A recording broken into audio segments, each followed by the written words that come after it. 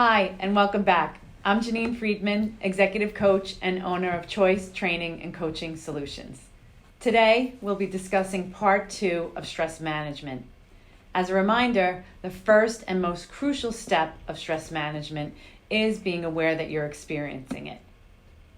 Check out our last video, which will help you understand your warning signs of stress, and it gives you details on the physical, emotional, and behavioral warning signs for stress.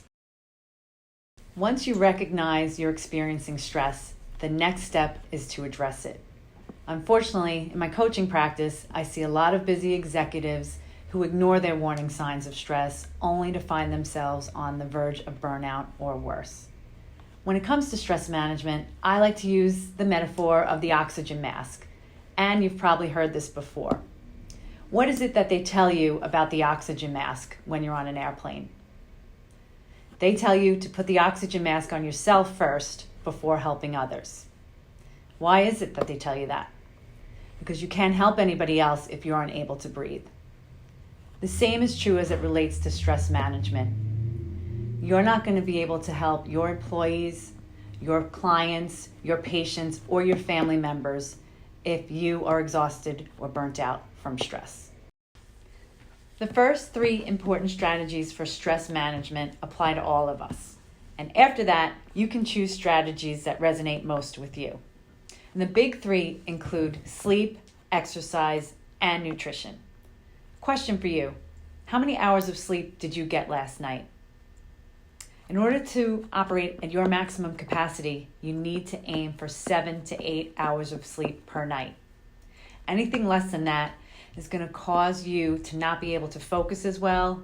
Your decisions and judgment are going to be a little bit off. Your ability to communicate, your ability to interact with others all become affected. In addition, you might start seeing more accidents in the workplace or mistakes. And accidents can happen on the road as well. It's extremely important for you to make that effort to get that 7 to 8 hours of sleep per night. And to learn more about the importance of sleep, I encourage you to check out the book by Arianna Huffington called Thrive. The second strategy that's important for everybody is exercise. Did you know that sitting is the new smoking? We need to figure out ways to get exercise into our schedule. It's important because when we're stressed, our body is producing hormones like cortisol and adrenaline, and those hormones need to be released. Back in prehistoric times, those hormones would be released when we ran away from danger. Unfortunately, most of us are sitting behind a screen each day, so we don't have that opportunity to burn off those stress hormones, and we develop a buildup. Really important for you to figure out some way to get some exercise into your routine. It doesn't have to be something intense like CrossFit, although my husband Scott and I are completely addicted. What's important is that you find something that's going to work for you. Maybe it's taking a walk. It could be jogging. It could be running. You might want to try something new like pickleball, join a class, get a personal trainer, do yoga, karate, tai chi. It doesn't matter what it is. The important thing is that you find something that's going to work for you and that you get moving. The third strategy is your nutrition. Your body needs the proper fuel.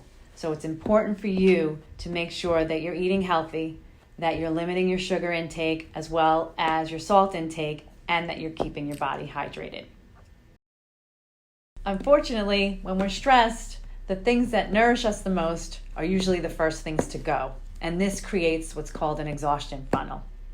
So when you're stressed, you're much more likely to get less sleep, get less exercise, and start leaning on fast food.